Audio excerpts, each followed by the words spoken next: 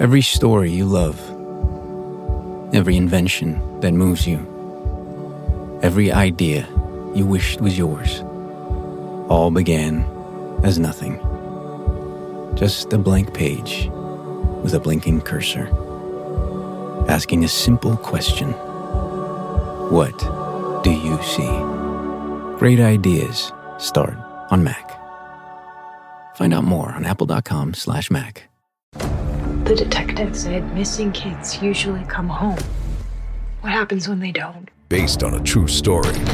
Police looking for John Gacy. We discovered bodies. By the looks of it, they're younger men. The things he did to those kids. He's sick. The system failed these families. Devil in Disguise, John Wayne Gacy. Streaming now, only on Peacock. Do you know how many there are? Up to you to find out.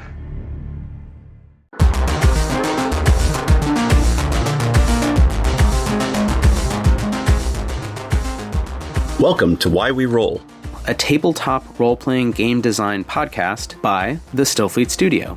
We're your hosts, Chris Pickett, creator of the historical fantasy game Dance Macabre, and Wythe Marshall, creator of the political sci-fi game Stillfleet. Through the show, we hope to amplify new creative voices. We chat with different indie TTRPG designers, talking through a range of questions that are pertinent to many designers, players, and GMs. We hope to showcase fresh and even challenging ideas about what makes imagination-based games so powerful. Before we introduce today's guest, a reminder. If you enjoy this episode, please consider supporting the show and all of our games over at patreon.com/Stillfleet. Okay, let's find out why we roll.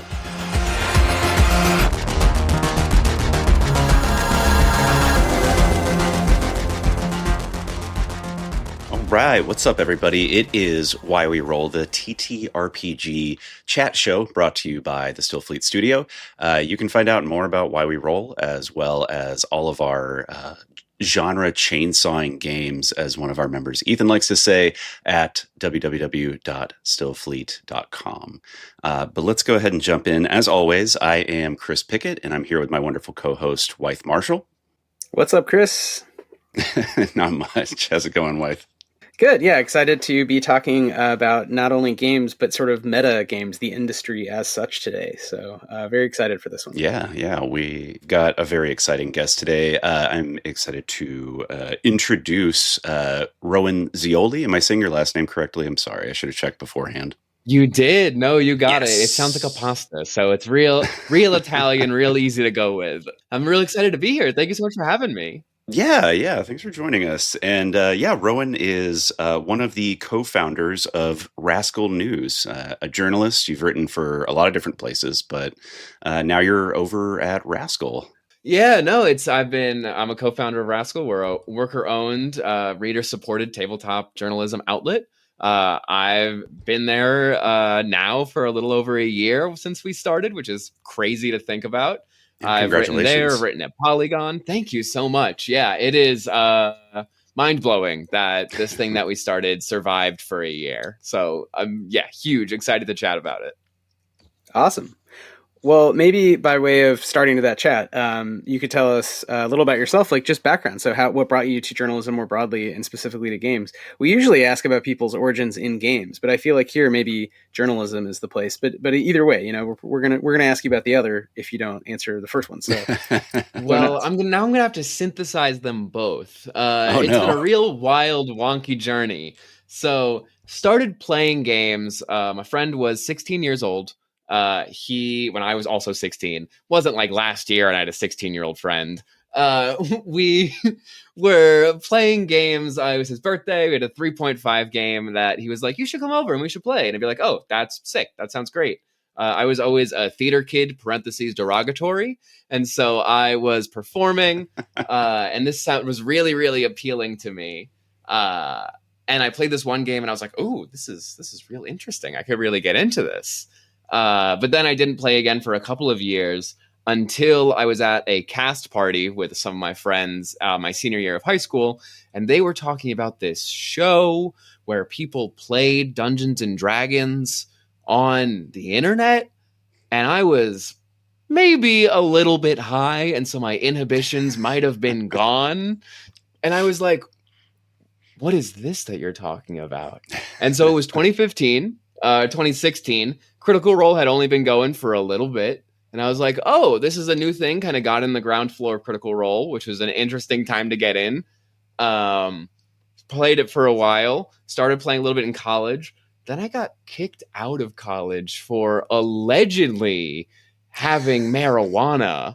Like, how dare they assume that? Crazy of them to. There's no and proof. Then there's no proof except there might have been. And so I went home with that same group that was still at home. We ended up playing a game together. I DM'd my first game. I was listening to the show called Dungeon Master's Block, which was how I kind of learned how to GM. They're the show that's still running, actually, which is incredible. They teach people different dungeon mastering techniques. They do creative world building stuff. It's very interesting.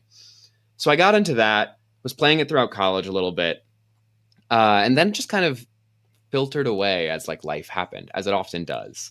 And then in a different timeline, I started doing stand-up comedy. Again, parentheses derogatory. So I was doing stand-up comedy for a little bit, and then ended up doing comedy journalism at the time because, I needed some work because surprisingly, stand-up comedy doesn't pay the bills. No, I know, crazy. And so I started doing this SEO writing for a comedy site. I started going around interviewing my friends who were like performing at the Edinburgh Fringe Fest. I started tying it all together. I did this article on weed shows throughout New York.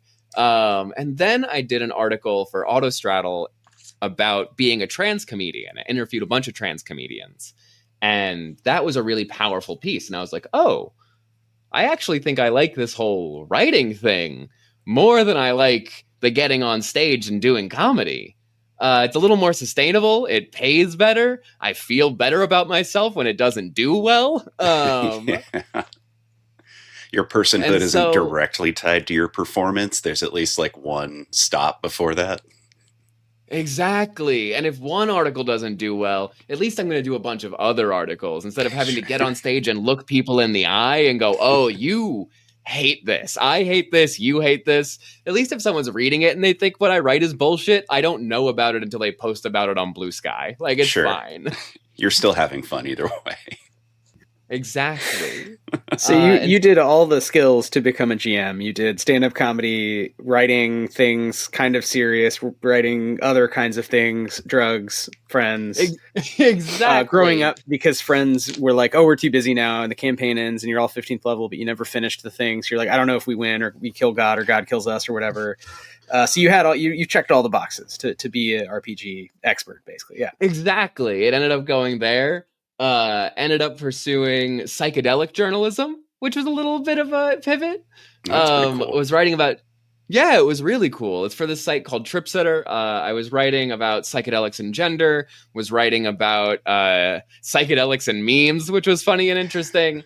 And then I ended up writing this piece about pharmaceutical stimulants and how people were saying that their stimulants weren't working as effectively as they used to. And that was my first taste of like investigative journalism. That was a nightmare. I got paid very little money for it. Ended up, I think, having black vans parked outside of my apartment wasn't super fun. Again, only got paid $400 for that article. So it was like, I don't have the institutional support to keep pursuing this story. I'm going to stop. Burnt out a bit. And then I saw a Dimension 20's Dungeons and Drag Queens season. And I was like, oh, this is really cool. And I pitched a piece to Charlie Hall at Polygon about it. He took a chance on me, saw that I had done some other journalism. This is my first tabletop writing piece. And so I wrote that piece. And I was like, oh, this got a huge response. It went really, really well. I started writing about actual play for this site called The Fandamentals, which is a volunteer-run site that's a fan site. Had a short stint at Tabletop News, which we're not going to talk about. And then Lynn Kodega got laid off from IO9 and went, we should start something ourselves. And I went, I could have a job? That sounds awesome. And here I am today. That's fantastic. So long roundabout way to say that's how I got into RPGs and journalism. No, that's great. So you also did the leftist circuit of investigating the evils of capital, and then also dealing with people's layoffs and like trying to have worker-owned things. So that's great. That brings us to our show, which is, indie RPGs and leftist politics. So bringing it all together. There's a real theater kid to leftist to TTRPG pipeline that I've noticed just doing these interviews, which I think we should organize more around. There's something to that. Maybe we should. I think that might be a great idea, Chris. We could start the union right now on this show. Here it is. I like it. So Rowan, go ahead, Chris. You got a follow-up? Well, I was just going to ask a little bit more about Rascal. So y'all are worker-owned and operated. What kind of led y'all to make that decision outside of like, yes, we all need jobs, we all need to do this right now, but is there, kind of I guess specifically, is there a political dimension behind that? Yeah, absolutely. So we all have leftist politics at Rascal. We all have like a kind of vision of what we think journalism should be doing in the world writ large, but also in our industry. And we initially actually weren't going to be fully worker owned. We initially had reached out to some investors to be like, hey, can you give us money so we can do this and also have a living wage? And the person we were talking to was like, sure, but I'm only going to give you just enough so that none of you get a living wage. And we were like, well, wow, that doesn't seem great. And they were like, also, you can have full editorial coverage, but we will own everything. And we were like, so we're not going to have a living wage. We are going to have editorial coverage, but we're not going to have control over any of the IP. We're like, and who knows what happens? You say now we have editorial coverage, but you're the one paying our paychecks. So like that can change at any moment. And so there was the real realization that like, oh, this is not what we want. If we're going to sacrifice something to get what we want to sell out. We want to like really sell out if we're going to actually give someone else control over what we put out. And then it was just kind of made more sense for us to be like, no, let's stick to our values. Let's make sure that we can be what we actually want to be. And that's where we set out to be. And so the interesting thing is that initial value that they offered us was $150,000. What we made last year was $120,000. And so like we almost made the same amount of money as we were going to be offered. And next year we're projected to make almost that much. And so even if it takes a little bit longer to get there, there's not too much of a disparity, which is really interesting and has been really heartening to see. Yeah, that's incredible. That's rad. And I mean, y'all just did a pledge drive, right? That's one of your funding models is to do kind of like community driven work around that. How did that end up going? That ended up going way better than we thought it was going to be, which is really, really nice because we were all really anxious about that because, we have our biggest push at the beginning of the year. We make about a third of the money that we make throughout the entire year during this pledge drive. And it's insanely, we ended up making more than we thought we would by like almost 10 grand, which was so good. I'm the money person at Rascal. I handle all the financials and like talk with the accountants and do all of that fun stuff. And so I had projected us and like really assumed that a bunch of people were going to drop us after a year because the financial situation now is much different than it was a year ago. Yeah. With tariffs, with political instability, with the price of eggs being what it is. Thanks, Trump. We got to reinvent it. We got to change the meme. But yeah. And so I was like, I'm expecting a lot of people to kind of drop us. And they didn't, which was really, really surprising and heartwarming. I think people really see the value of having independent journalism, especially journalism at the quality of work that we do at Rascal. And so that was really, really heartening to see. It went better than we thought it would, but still not enough to let us all pay a living wage to ourselves yet. But we're getting there. We're figuring it out. Yeah, samesies. And it's kind of I think it's a question of like if you can figure out how to realign given like the rise of global fascism and just the breakdown of the broadly construed liberal order. The classical liberal and neoliberal orders have both just given way to like some sort of weird AI slop austerity politics run by neo-Nazis that like doesn't really serve it only serves like machines. It's the dead internet theory, but like applied to like the scale of the world economy. And I feel like if you can figure out how to begin doing parallel things, or within that, or nodules, sort of tumors of like independent worker stuff within that, it may not immediately lead to world revolution, but it might mean like we can pay ourselves, if not full time, then like part time, more what we're owed, and own the things we make, and like have fun doing it with people who are rad. Exactly. So no, 100%. It's a vision. Yeah. Like what you said is very much in keeping with something I think, Chris, correct me if I'm wrong, but I think we've both been looking at with RPGs, and how do you make money? And like, how much money do you need? And like, what do you want out of it? Are you trying to like make $1 million Kickstarter to do like, I don't know, Neopets, the RPG Grimdark experience? Or are you like, no, let's like do our thing and just try to pay ourselves like half-time, minimum wage. Like that'd be great, Literally. Yeah, no, it'd be huge. Neopets a little triggered there. Just a smidge. Don't come after me, Neopets people. I just picked the first thing that popped into my head of like, what would we not probably ever do? Golden IP. I mean, do you remember last year they had the Neopet? I mean, Rowan, you may remember this. Last year, Neopets. You can read an article about it on Rascal News. Yeah, that's right. That's right. But yeah, they made that's probably what made me think of it. Bank last year for that TCG, and it's trash. It's total. I mean, again, don't come after me, Neopets. If you're a fan of Neopets, whatever. The TCG is terrible. It's really, really bad. But it made a ton of money, so we laugh. But hey, that might be the way that we subvert. Yeah, we're not actually closing it off. Interestingly, actually, I did an interview with the Neopets people. So Lynn published a piece about an opinion piece about the Neopets RPG. I ended up doing an interview with them about why their Kickstarter didn't have any rules or mechanics that were stated explicitly in there. They just kind of like vaguely were waffling around the idea of mechanics. And so I interviewed them. And at the time, prior to like my Wagda investigation, this was one of my most aggressive interviews I'd ever done, because I was like, what are you doing? Like, why are you doing this? Are you just trying to make money off of nostalgia? And then after that interview happened, they then put a bunch of mechanics on the Kickstarter page. And I was like, listen, journalism works. It works. You got the levers. You can apply the pressure. Yeah. You're one of the estates. Classically, I mean, there was the estate of like having money, the estate of growing all the food, the estate of being able to speak to God, which like cheat code, and then the estate of just like saying true things, actually not related to doing divine magic. Crazy. I actually can speak to God. So just in case you weren't aware, you multi-class. You're a triple threat, really. Yeah. You're a theater kid. You can speak. You're of the case that can speak to God. I can hear like an Ollie G like lightning round question, like what level stand-up comic are you compared to what level divine interpreter cleric type are you? What domain spells do you cast? Well, when I gave up doing psychedelic journalism, that kind of went down a little bit, actually. Oh, yeah, the portal closed a bit. Yeah. It's okay. Azathoth is always there waiting.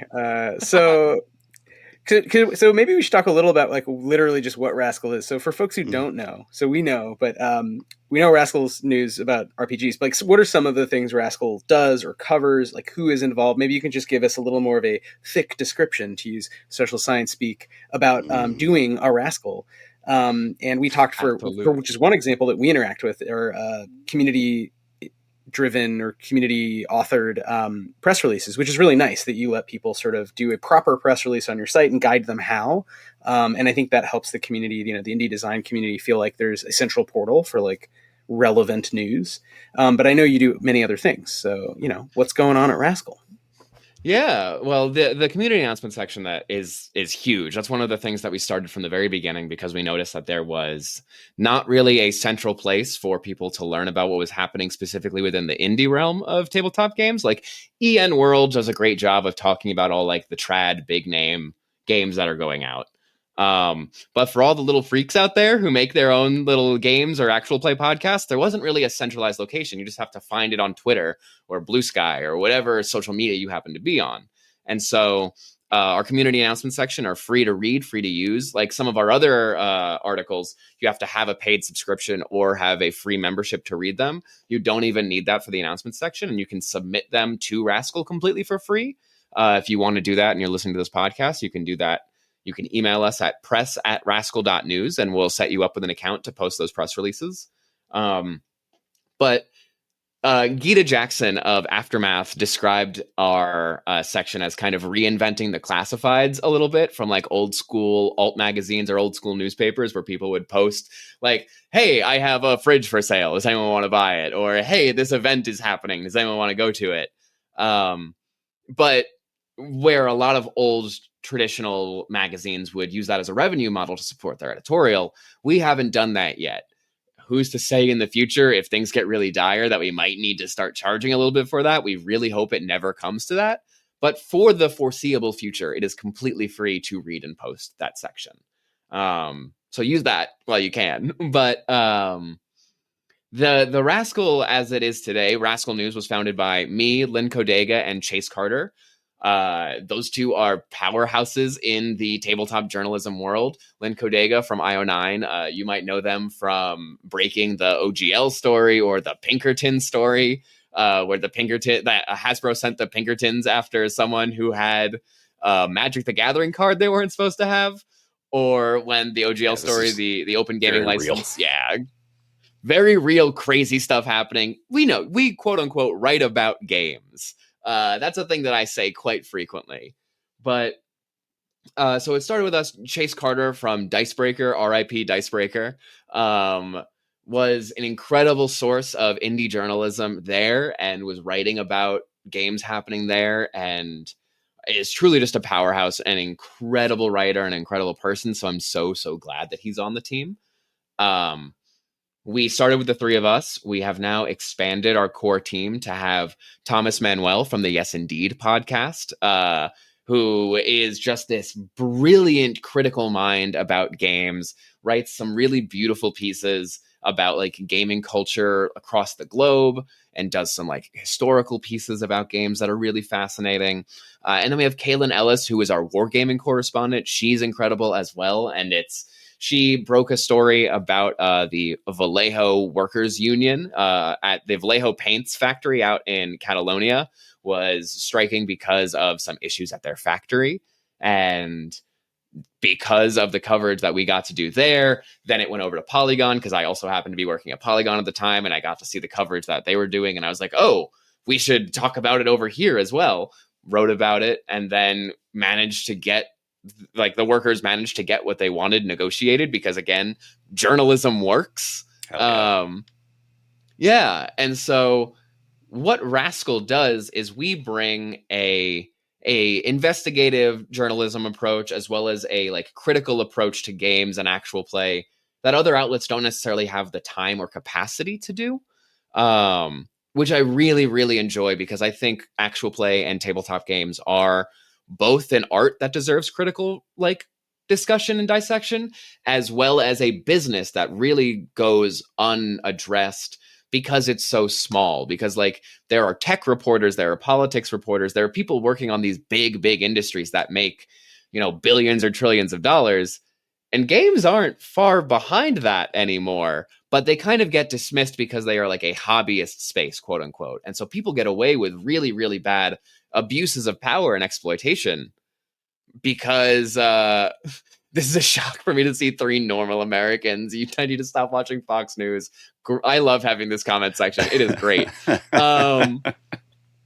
But yeah, no, it's really important and powerful to see, to be able to do and bring that work to this space, because otherwise people who are largely driven by passion in this space more than anything else, like most people in this space haven't worked with contracts. People haven't worked with selling their IP rights to major corporations. They haven't run their own business before and worked with distributors. And so they don't know any of this looks like, and they don't know when they're getting taken advantage of. And that's where journalism kind of gets to step in and be like, hey, this isn't good, this isn't right, and everyone needs to know about this, rather than just kind of spreading through a whisper network that is really important and powerful to have, but doesn't have the same institutional weight.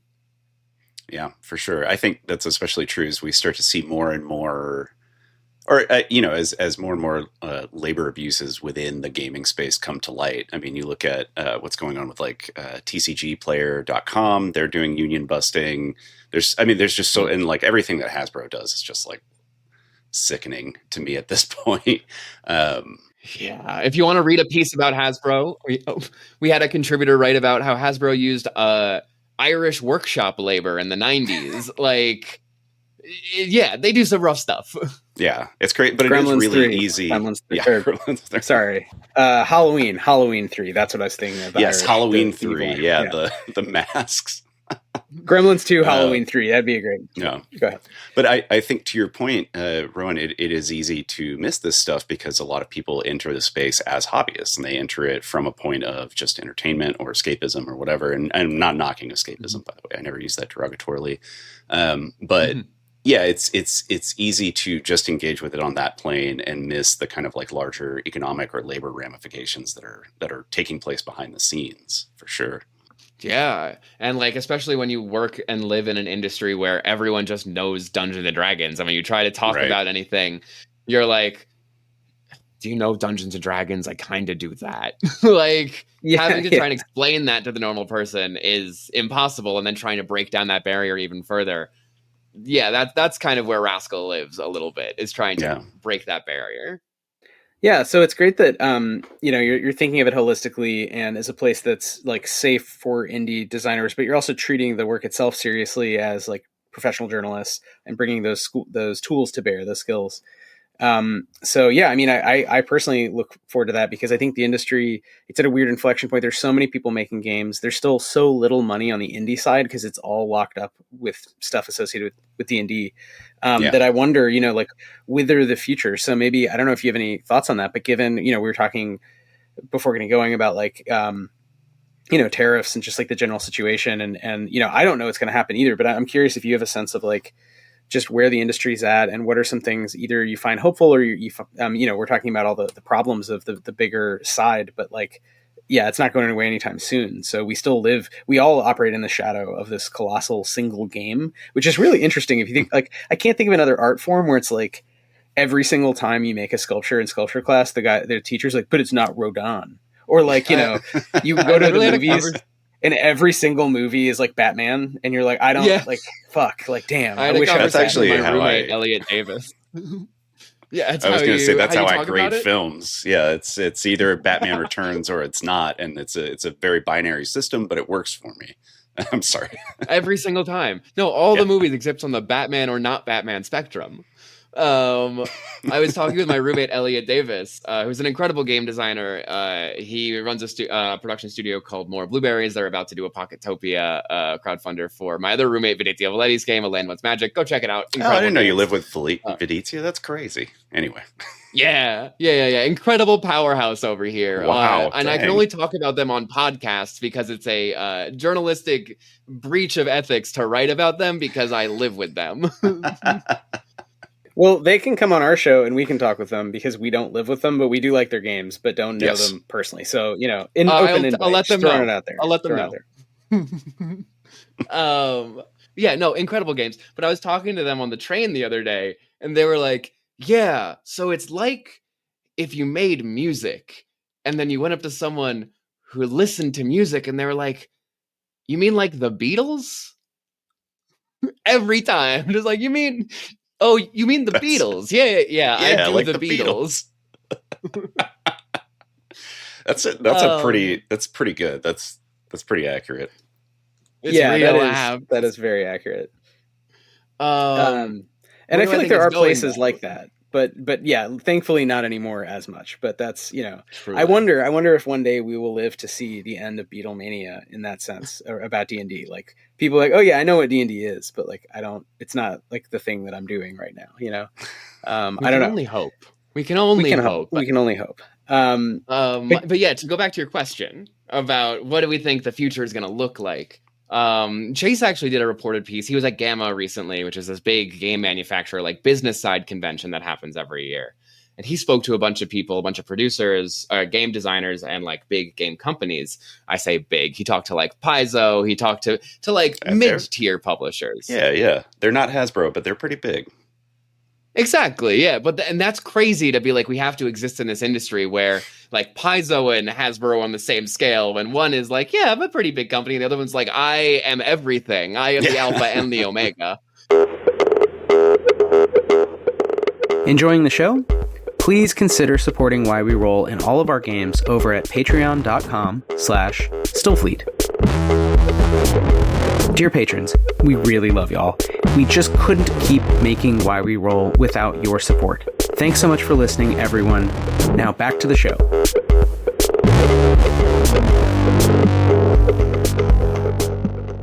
A lot of people just don't know what it's going to look like because tariffs, like the tariffs on China are really impacting print manufacturing, and like all the games are going to raise like $5 to $10 in price. It's really, really difficult to know what the future is going to look like, especially when we have like Mad King Caligula sitting on the throne doing whatever he wants to do, and we're just like, well. Okay, will tariffs be 250% on milk, or will the king be able to graciously give us a day where we can breathe? And so trying to navigate that and making art and like physically making that in an industry that has such small margins is difficult to tell. I think it's really going to impact people, and collectivizing is really going to be, I think, the future of people kind of pooling resources together. I do think, unfortunately, the art of the people who survive this time is going to be incredible. I think that's really exciting to think about in the future, and that's kind of the hope that I am gripping onto right now. But I don't really know what the industry in the future is going to look like, and it's a difficult thought. But I think that's why games are even more important right now than kind of ever, because I wrote a piece about how Hurricane Helene impacted TTRPG designers and people like professionals in the industry. And while there was a lot of discussion, because again, quote unquote, I write about games, but I was talking about how climate change impacted them and how they had to like become climate refugees for a little bit and had to move to friends and had to be in hotels and had to do all these different things.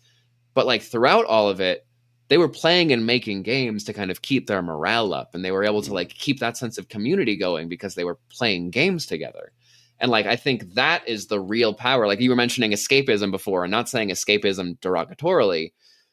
Ursula K. Le Guin has this really great phrase about like, why do people say escapist as though it's a bad thing? Why don't they ever consider why we need to escape? Like a prisoner who is stuck should always be trying to escape, because that is their like obligation and duty, is to escape the circumstances that they are currently in. And I very much live by that, about the idea of what does escapism provide us? Yeah. I mean, I think, piggybacking off of that, it also gives you a space to imagine a better future and a better way of being at the same time. So, yeah. I mean, keeping that throughout hard times as we move towards, I don't know, Telian corpo city states or whatever is going to happen in the future. Like, freedom cities. Yeah, freedom cities, whatever. But yeah, being able to still have that kind of like continuity of community. And I think to your point, collectivizing is definitely the way to go. Yeah, and I think it's interesting. There's a kind of function that imagination-based games specifically, I guess you could also say physical games, just games that require different kinds of spatiality with your friends, and they aren't video games, they're not solo. Not to knock solo games, blah, blah, blah, but games that require other people in physical space of some kind, even if it's mediated by Discord with imagination games, or like a card app for TCGs or whatever, but you're still kind of real time doing stuff with people. I know video games can supply that, but again, it feels a little different. TCGs are kind of a ecotone there. In that middle ground, yeah, very video gamey, but whatever.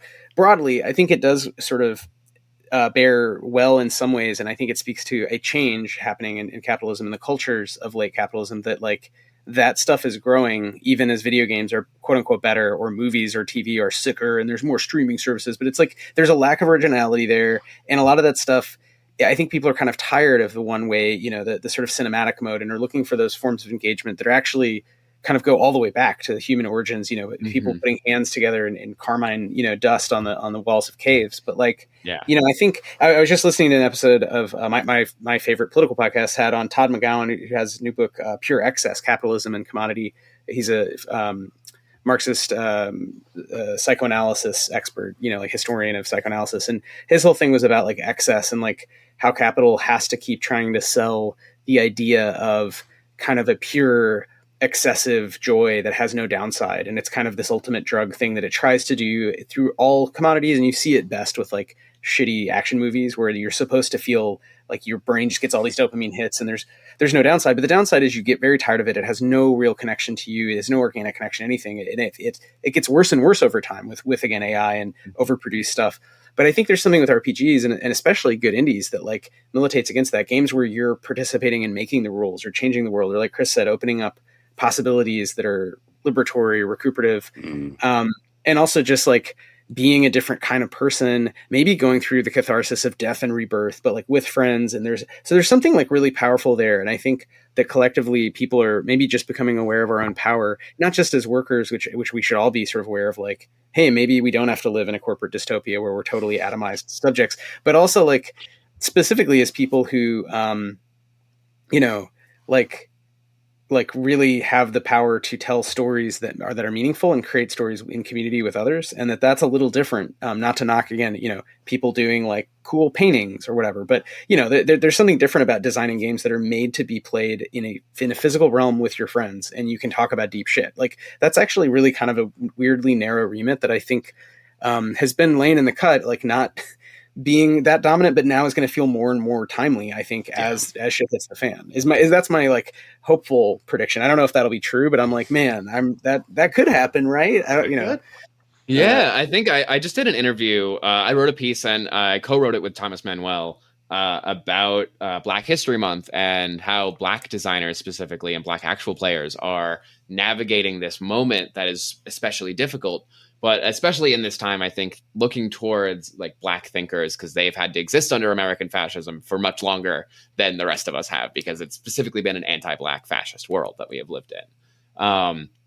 And I spoke to Chris Spivey, who wrote Harlem Unbound and Haunted West, about navigating this kind of like sensation of revisionist history and how that is working right now, but also spoke to Quinn Murphy about this anthology that he's doing called Griot Anthology, which is working with a bunch of different designers, a bunch of different Black designers to create this anthology, imagining different relationships to game design. And his game specifically in that is called Black Future, and it's reimagining sci-fi through the lens of Black futurism and like navigating this kind of imaginative, hopeful future even within the context of this horrible moment of resegregation in America and kind of this new era of Jim Crow that we're entering. And I think that type of work and that type of liberatory work and that type of radical imagination is really, really powerful. And I think exactly what you were speaking to, that's what games can do so well. Yeah, and they invite you in a different way. There's we're going to see an artist named American Artist. They're doing a new exhibit based on the archives of Octavia Butler at Pioneer Works in Brooklyn. Oh, hell yeah. It just had me thinking about like the power, taking the archive and how do you like transport people into different futures through different means. So like reading the novels is one way, going to a show where they're spatialized and there's different components and there's kind of meta text. So it's like things from the Parable book specifically, but also broadly Butler's corpus, all these great novels about the future and the future of race and class in the United States, and specifically Blackness and its relation to power, and the discovery of young people about their identity and like the magic of science and the magic of magic and all these things. But also like, it made me think again about games and like the power of like, okay, yeah, but you could also like, people can have some of those experiences through, imagining worlds, not just looking at or participating in art, but like playing as characters, taking on these roles as avatars. And we've had some great actually talks on the show about that, like with Mark Diaz Truman about like, having that always stuck with me because I really liked his book Cartel. But it's like, he was like, oh, I think it's a flop because white people don't want to imagine themselves as Mexican, either because they're a little racist or because they're so anti-racist. They don't want to take, I'm paraphrasing here, but he could correct me, but it was something to the degree of like, most people don't want to come off as racist. So they don't want to be Mexican the wrong way. So therefore they're not like, they don't really want to inhabit the avatar.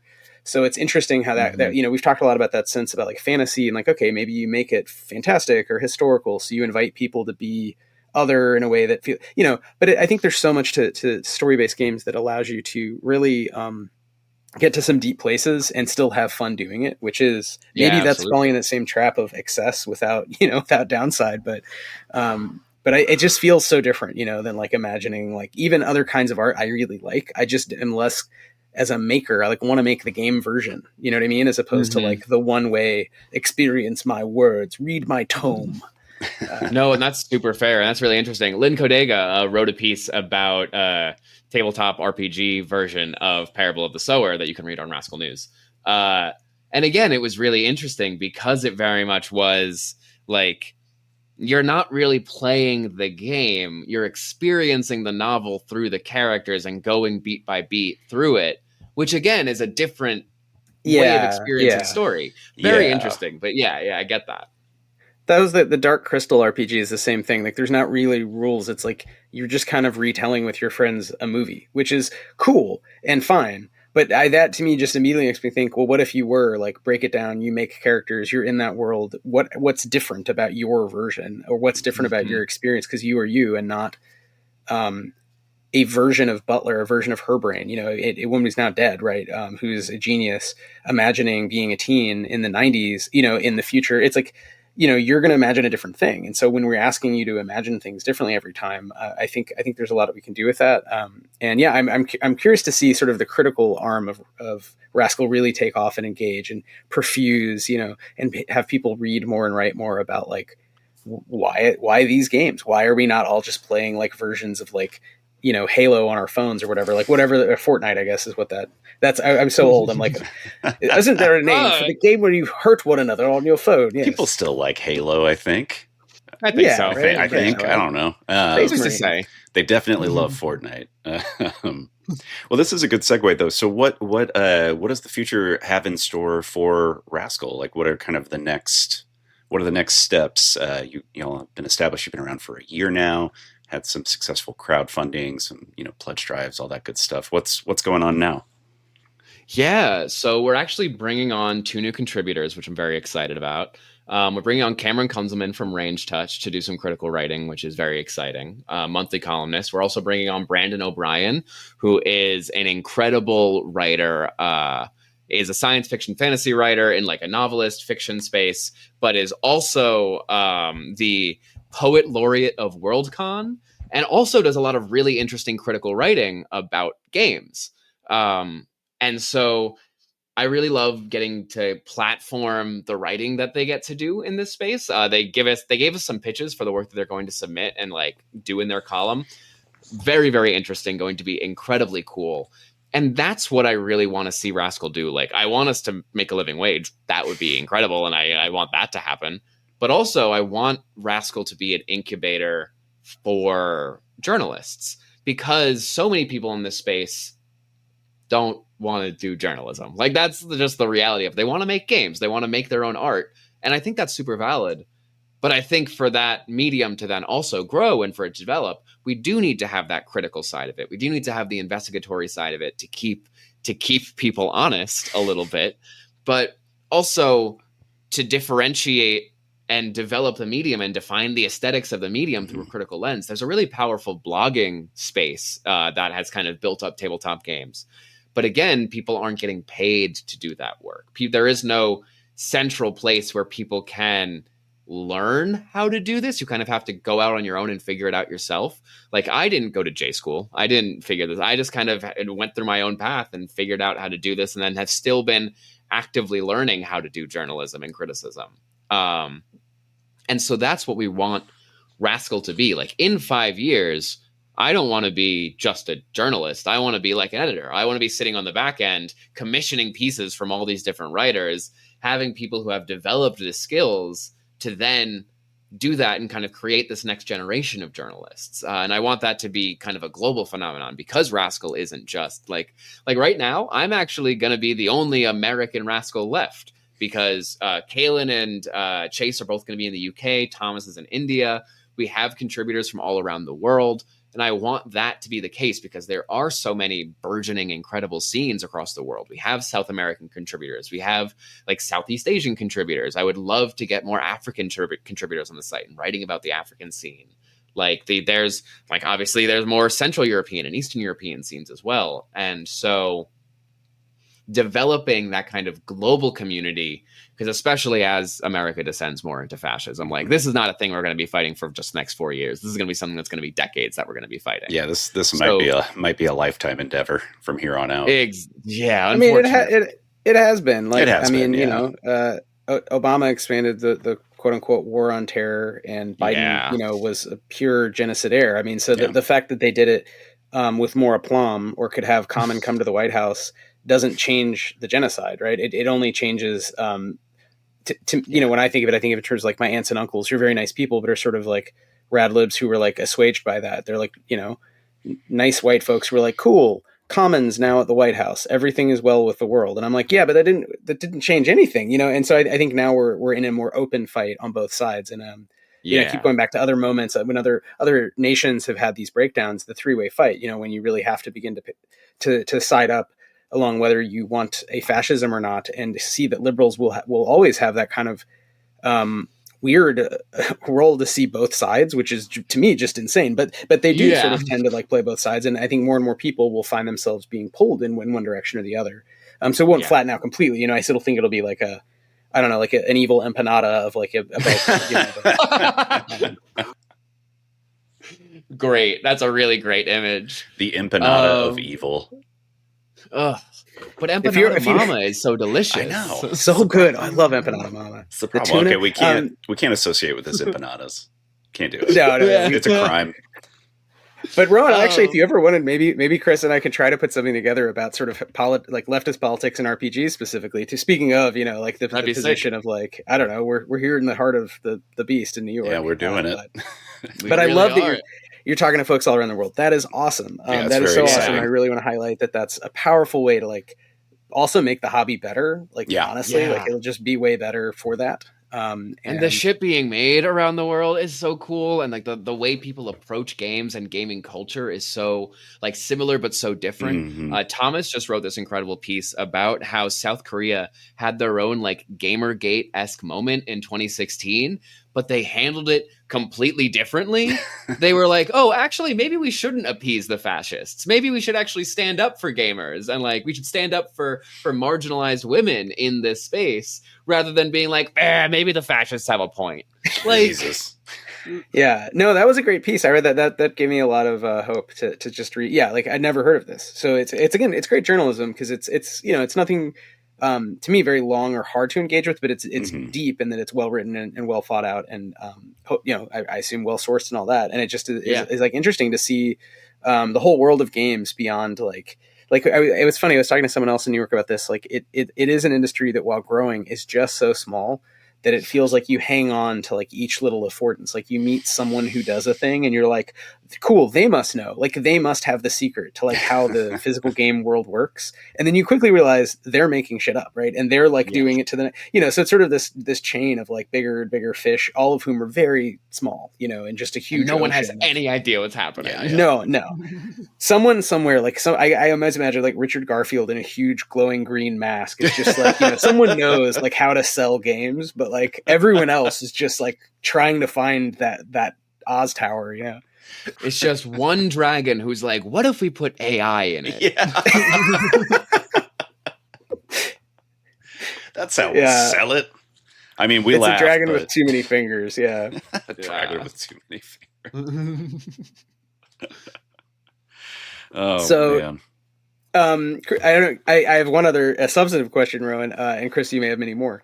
But one that builds off what you just said, which is, what are some highlights? Anything you also want to shout out? So you already have shouted out several things and contributors.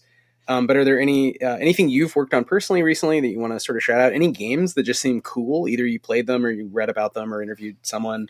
Who should we have on our show?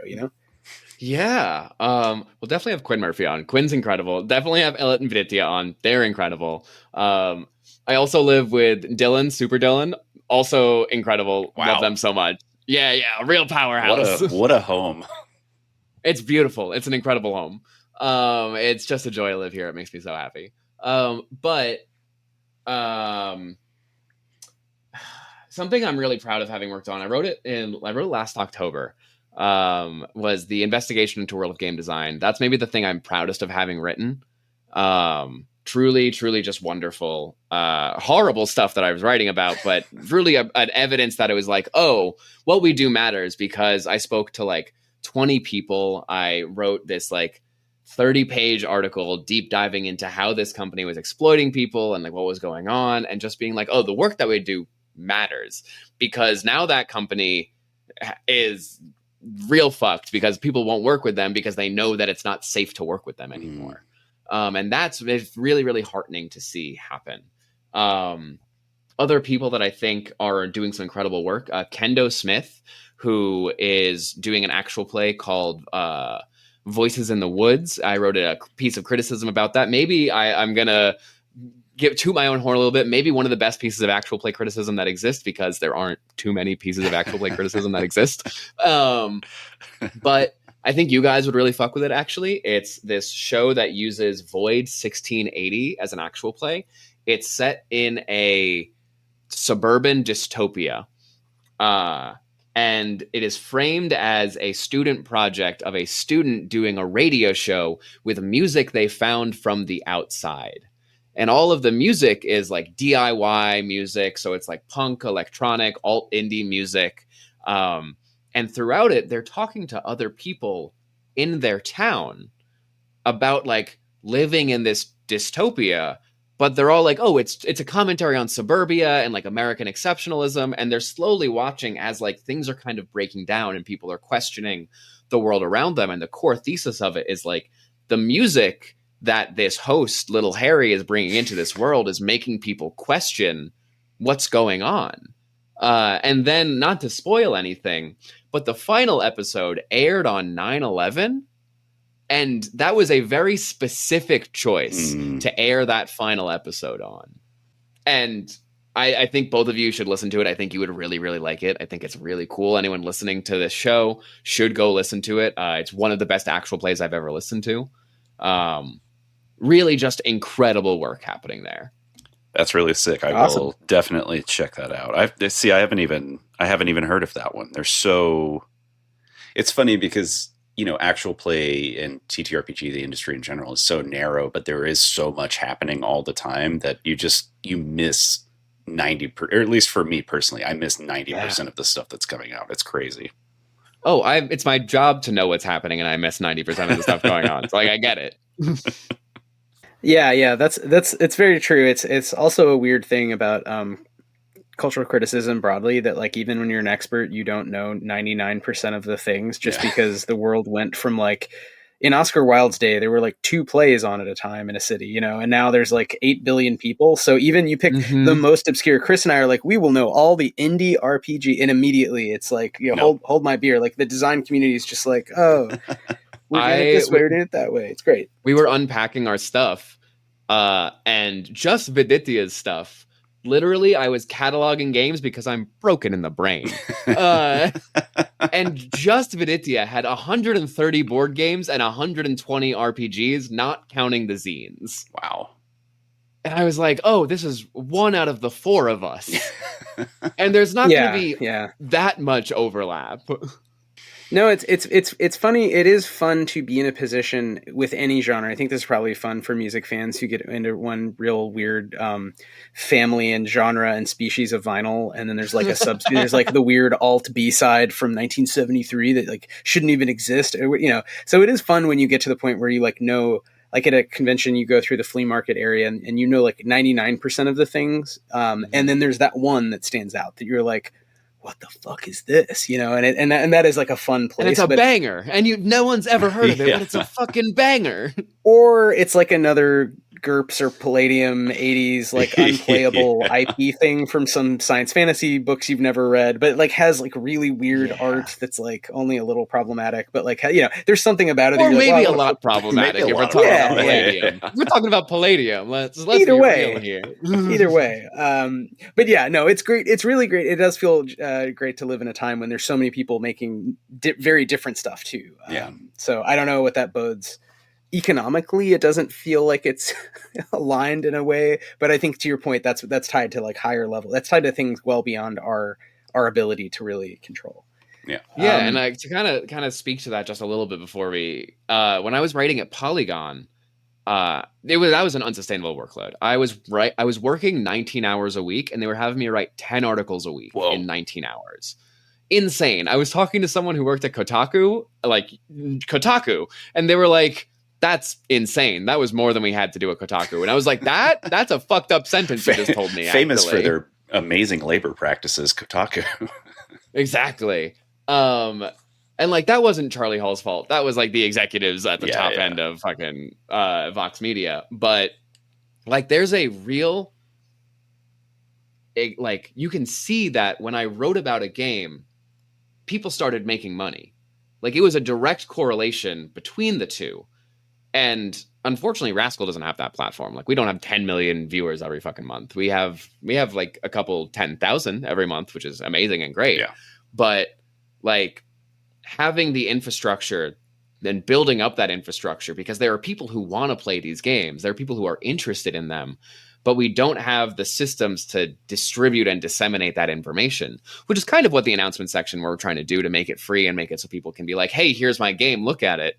But we can only do so much. And like, figuring out like what's quote unquote profitable, figuring out that, but building up these systems ourselves to get that word of mouth going is, I think, going to be the biggest thing for the industry to get more profitable for more people, is figuring out how to breach that barrier to the people who are interested in tabletop games but have no way of knowing about what's going on.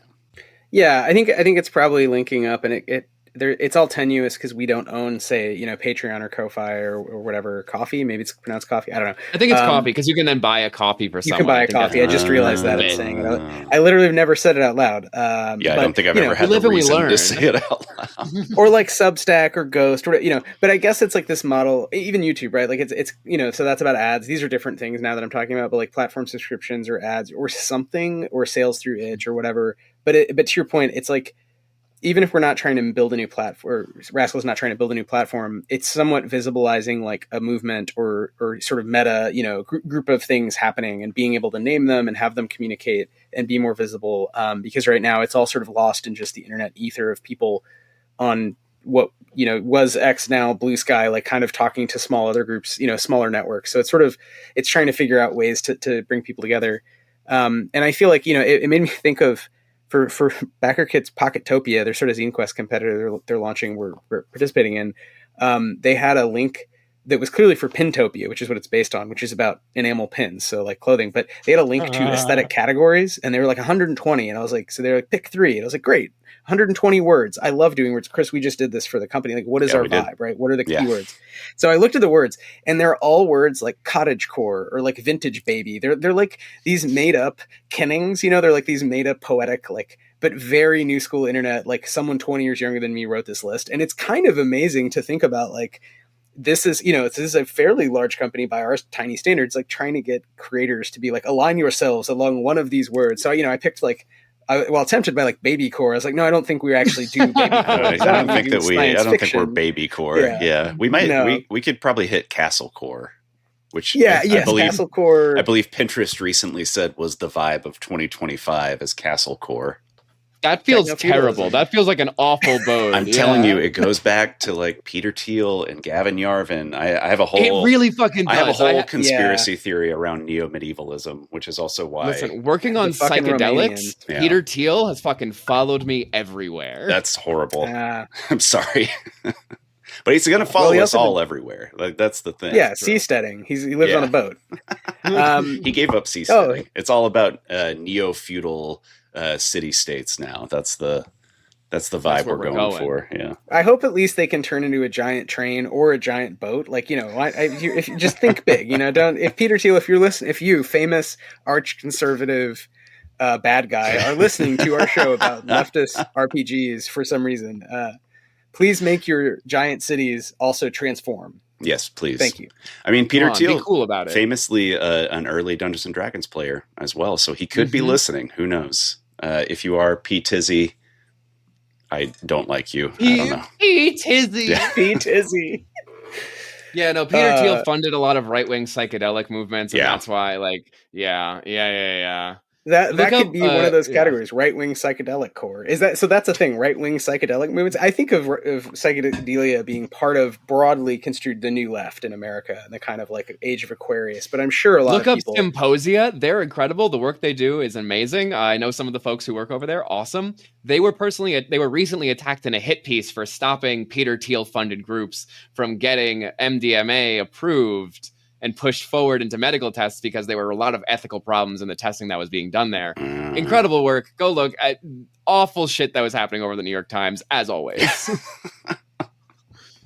Symposia with a P, I take it. Yes. Chris, real questions. Final real questions for Rowan. No. I guess other than my traditional final question, Rowan, where can folks find you? How can we support you? How can we support Rascal? And is there anything that you would like to shout out before we bust out of here for the night? Yeah, you can find me and my cohort of ankle biters at rascal.news. You can find us on Blue Sky at rascal_news.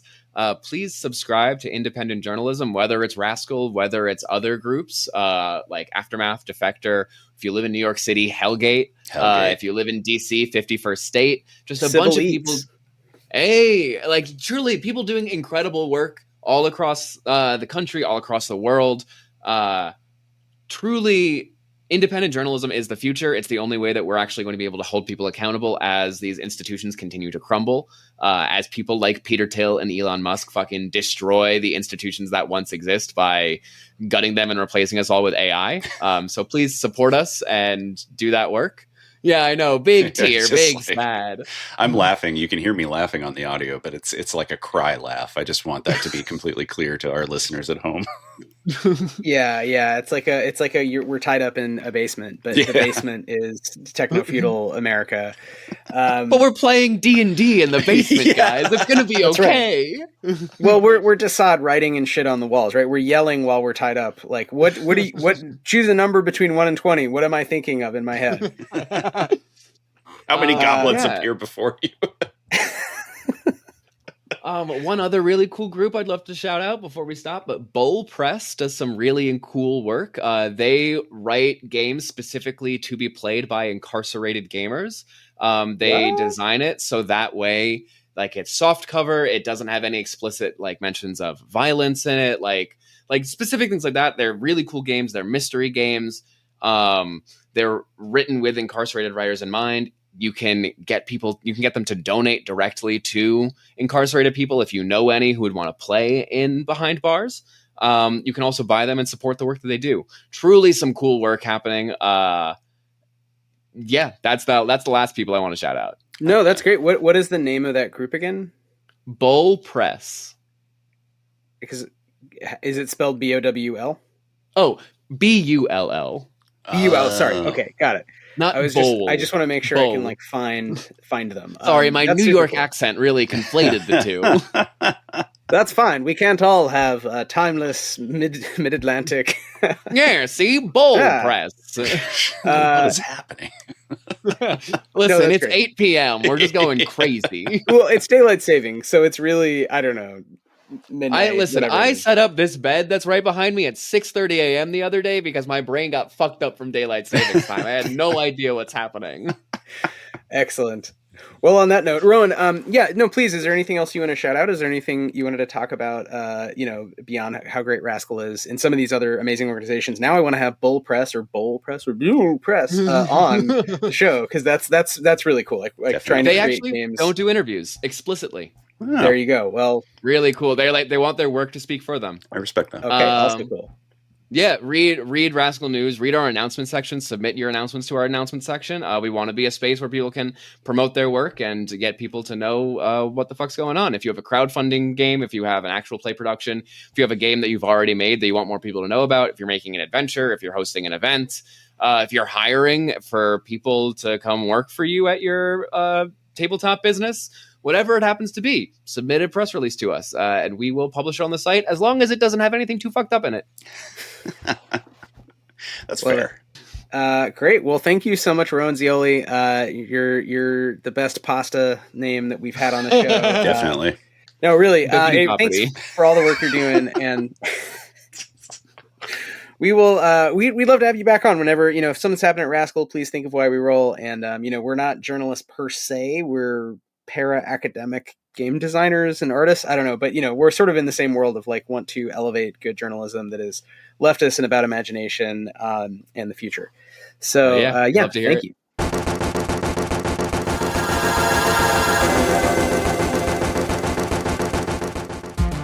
Thanks for listening to Why We Roll.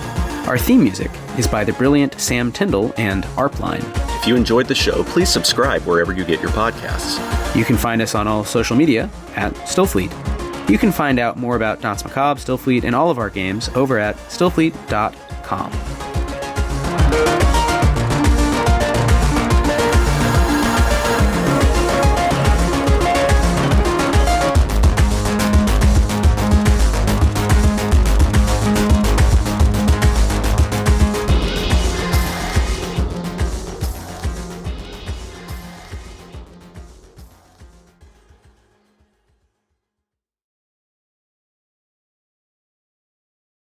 Hey there, Hugh from Podderation here. If you like today's show, then we think you will love Punch and Roll for Initiative, the other D&D show by a bunch of nerdy-ass voice actors.